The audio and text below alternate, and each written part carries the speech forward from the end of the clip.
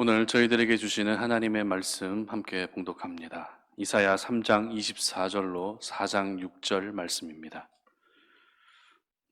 함께 봉독하겠습니다. 그때에 썩은 냄새가 향기를 대신하고 노끈이 띠를 대신하고 대머리가 숱한 머리털을 대신하고 굵은 베옷이 화려한 옷을 대신하고 수치스러운 흔적이 아름다움을 대신할 것이며 너희의 장정은 칼에 너희의 용사는 전란에 망할 것이며 그 성문은 슬퍼하며 곡할 것이요 시온은 황폐하여 땅에 앉으리라. 그날에 7여자가 한 남자를 붙잡고 말하기를 우리가 우리 떡을 먹으며 우리 옷을 입으리니 다만 당신의 이름으로 우리를 부르게 하여 우리가 수치를 면하게 하라 하리라. 그날에 여호와의 싹이 아름답고 영화로울 것이요 그 땅에 솟아는 이스라엘의 피난하는 자를 위하여 영화롭고 아름다움을 것이며 시온에 남아있는 자 예루살렘에 머물러 있는 자 곧 예루살렘 안에 생존한 자 중 기록된 모든 사람은 거룩하다 칭함을 얻으리니 이는 주께서 심판하는 영과 소멸하는 영으로 시온의 딸들의 더러움을 씻기시며 예루살렘의 피를 그 중에서 청결하게 하실 때가 됨이라. 여호와께서 거하시는 온 시온 산과 모든 지폐 위에 낮이면 구름과 연기 밤이면 화염의 빛을 만드시고 그 모든 영광 위에 덮개를 두시며 또 초막이 있어서 낮에는 더위를 피하는 그늘을 지으며 또 풍우를 피하여 숨는 곳이 되리라. 아멘. 심판과 회복의 상관관계라는 제목으로 말씀 전합니다. 요즘 전세난이 굉장히 심각하죠. 집 없는 서러움을 겪어본 분들만 아실 것입니다. 송탄이라고 하는 이 지역이 서울보다는 집값이 굉장히 싼 편에 속합니다. 그러나 송탄도 이제 전세 물량이 거의 사라졌다고 합니다. 그렇기 때문에 요즘 같은 분위기에서는 전세 물량이 있기만 하다면 바로 계약을 하려 할 것이고 전세 물량이 있는 공인중개소에는 사람들이 줄을 서서 집을 계약하고 싶어 할 만큼 이렇게 전세난이 굉장히 심각합니다. 그러나 정부의 임대차 3법이 통과되기 전까지만 해도 어떤 분위기였죠? 내가 살 집을 구하는 것은 그렇게 어려운 일이 아니었습니다. 그렇게 내가 살 집을 구할 때 사람들마다 몇 가지 기준을 두고서 집을 구하는 일들을 했었을 텐데요. 사람들마다 세웠던 여러 가지 기준 중에 대표적인 기준이 어떤 기준인가 하면 자녀를 둔 부모님이라면 학교가 얼마나 가까운가라고 하는 학세권의 집을 찾게 됩니다. 그리고 여전히 인기가 있는 집의 조건은 지하철역과 얼마나 가까운가, 교통편을 중요하게 여기는 사람들이 찾는 역세권 집이 또 있습니다. 그리고 요즘 미세먼지 때문에 호흡기가 예민하신 분들은 숲이나 나무가 그 근처에 많이 있는 숲세권 집을 찾기도 하고요. 요즘에는 또 한자로 즐거울 락자를 써서 락세권 집을 찾는 분들도 있으십니다. 락세권 여러분 들어보셨습니까? 락세권 집이란 집 주변에 여가 활동을 할 수 있는 쇼핑몰이라든지 백화점이라든지 영화관들이 이렇게 있는 그런 집을 말합니다. 이런 것을 보게 되면 거주할 집과 그 주변의 환경은 밀접한 상관관계가 있다는 것을 알게 됩니다. 상관관계란 두 대상이 서로 관련성이 있는 관계를 의미합니다. 그런 점에서 오늘 본문에도 상관관계를 보여주는 두 가지 주제가 함께 등장하고 있는데요. 그 주제란 바로 심판과 회복입니다. 어찌 보면 전혀 어울릴 것 같지 않은 두 단어이지만 이 심판과 회복은 분명히 상관관계가 있는 성경의 주제입니다. 이 심판과 회복의 메시지는 지난번에도 말씀드렸던 것처럼 구약의 선지서의 단골 주제입니다. 핵심 주제입니다. 거의 모든 선지서에서 다루어지고 있는 내용이 바로 이 심판과 회복에 대한 내용입니다. 오늘 본문은 크게 두 부분으로 나누어 줄 수 있는데요. 먼저 3장 24절부터 4장 1절까지는 심판에 대한 내용을 기록하고 있습니다. 그리고 이어서 4장 2절부터 4장 6절까지는 회복에 대한 말씀을 기록하고 있습니다. 특별히 이 심판과 회복에 대한 내용을 다룰 때 4장 1절과 4장 2절의 첫 부분에 기록된 그 날이라고 하는 표현을 통해서 심판과 회복을 더 분명하게 말해주고 있습니다. 다시 말해 4장 1절에 기록된 그 날은 심판의 날을 의미하고요. 4장 2절에 기록된 그 날은 바로 회복의 날을 의미한다는 것입니다. 같은 단어를 사용하고 있지만 그 의미상으로는 전혀 반대의 의미를 가지고 있는 이 그날이라고 하는 표현을 통해서 우리는 심판과 회복의 상관관계를 알 수 있습니다. 그러므로 심판과 회복은 언제나 함께 설명되어야만 오해가 생기지 않는 중요한 주제입니다.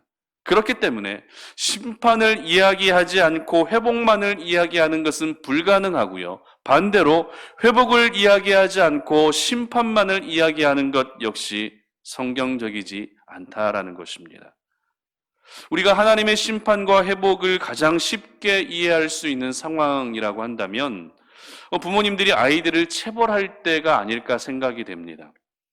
아이가 잘못하면 부모님들은 아이를 혼내고 때로는 매를 들기도 합니다.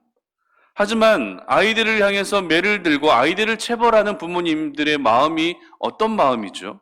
체벌하는 이유가 무엇입니까? 그 아이를 고통스럽게 해서 학대하기 위해 체벌하십니까? 절대 그렇지 않을 것입니다. 체벌의 이유는 내 아이가 같은 잘못을 반복하지 않도록 하기 위해서 체벌을 하는 것입니다. 즉, 내 아이를 더 바르고 건강하게 자라게 하기 위해서는 때로는 체벌도 필요할 수 있다는 것이죠. 원래는 그러지 않았던 모습처럼 이제는 같은 잘못을 하지 않게 하는 이전의 모습을 회복시키기 위해서 부모님들은 아이들을 체벌하게 되는 것입니다. 하나님의 마음이 바로 이와 같은 마음입니다. 예전처럼 하나님 곁에서 하나님만을 바라보고 하나님만을 경외하며 살아가던 우리의 모습을 다시 회복시키시기 위해 심판하시는 것입니다. 여러분들 가운데 최근에 나는 하나님께 벌을 받고 있고 나는 하나님께 지금 큰 죄를 지어서 하나님이 나를 심판하고 계시다라고 하는 이런 생각을 해보신 적 있으십니까? 하는 일도 잘 안 되고 건강도 다 상해버렸고 경제적으로도 위기가 찾아오면서 하나님이 나를 정말 심판하고 계시다라고 하는 생각이 들지는 않으십니까? 여러분, 벌을 받을 수는 있지만 그것이 결코 여러분을 멸망시키기 위함이 아니라는 것을 기억하시기를 바랍니다. 오늘 본문을 통해 심판과 회복의 상관관계에 대해서 잠시 생각해 보겠습니다. 첫 번째는 심판은 회복의 전주곡입니다. 1절 보시기 바랍니다. 그날에 7 여자가 한 남자를 붙잡고 말하기를 우리가 우리 떡을 먹으며 우리 옷을 입으리니 다만 당신의 이름으로 우리를 부르게 하여 우리가 수치를 면하게 하라 하리라. 아멘. 전주곡이라는 것은 어떤 음악을 듣기 전에 음악 전에 나오는 음악으로 음악 작품의 도입 부분이라고 말할 수 있습니다. 그래서 사람들은 전주곡을 들으면서 본래의 곡을 기대하기도 하고요. 전주곡을 들으면서 곡 전체에 대한 어느 정도의 해석과 평가도 하게 됩니다. 그렇기 때문에 전주곡은 본 곡을 들려주기 위한 서곡이라고도 할 수 있습니다. 오늘 제가 하나님의 심판을 회복의 전주곡이라고 하는 표현을 한 이유는 심판은 회복을 보여주기 위한 서곡과 같은 것이기 때문입니다. 전주곡이 본 곡을 미리 알려주기 위한 그 분위기를 미리 알려주기 위한 서곡인 것처럼 심판은 회복을 보여주기 위한 서곡과 같은 것이기 때문입니다.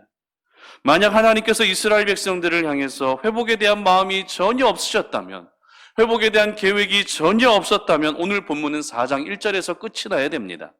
왜냐하면 4장 2절의 이하의 기록은 회복에 대한 메시지이기 때문입니다. 그러나 오늘 본문은 분명 심판 메시지로 끝을 맺고 있지 않습니다. 심판에서 시작된 하나님의 말씀이 회복에 대한 메시지로 흘러가고 있다는 것을 저희들은 한눈에 확인할 수 있습니다. 그렇기 때문에 하나님께서 오늘 이사야 선지자를 통해 하셨던 말씀, 하나님이 행하고자 하셨던 일은 심판이 아니라 바로 회복이었던 것이죠. 심판의 메시지가 먼저 흘러나오고 있기 때문에 하나님이 우리를 심판하시는 것 아니냐라고 하는 생각도 할 수 있지만, 심판에서 시작된 하나님의 메시지가 회복으로 맞춰지고 있다는 것은 결론적으로 하나님이 이스라엘 백성들을 심판하시겠다는 겁니까? 아니면 회복시키시겠다는 겁니까? 회복시키시겠다는 것입니다. 다시 말해 회복을 말씀하시기 위해 심판을 언급하셨던 것이죠. 그러므로 심판은 회복을 위한 전주곡인 것입니다. 그렇다면 전주곡을 접할 때 우리가 가져야 할 자세는 어떤 자세일까요? 연주회에서 전주곡이 나오게 되면 사람들의 반응이 어떤 반응들입니까? 모든 이들은 숨죽이면서 긴장감을 가지고 전주곡을 경청하고 듣게 됩니다. 마찬가지입니다. 회복을 위한 전주곡인 심판과 징계가 우리에게 있게 된다면 저희들은 영적 긴장감을 먼저 가질 수 있어야 됩니다. 그리고 결국에는 회복의 은혜를 경험하기 위해 지금의 심판과 징계의 단계를 감내할 수 있어야 하는 것이죠.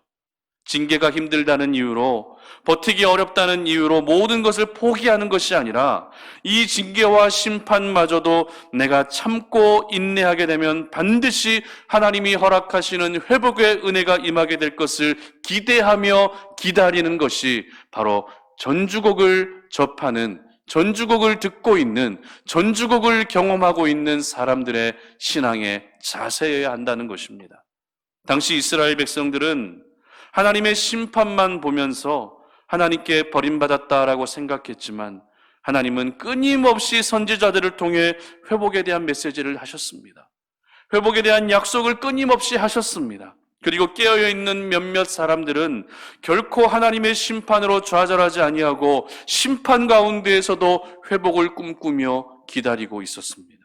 그러므로 저희들 역시 하나님의 심판과 징계로 좌절하고 흔들리는 것이 아니라 심판은 회복을 위한 전주곡임을 기억하면서 하나님의 회복의 날을 끝까지 기다릴 수 있어야 하는 것입니다.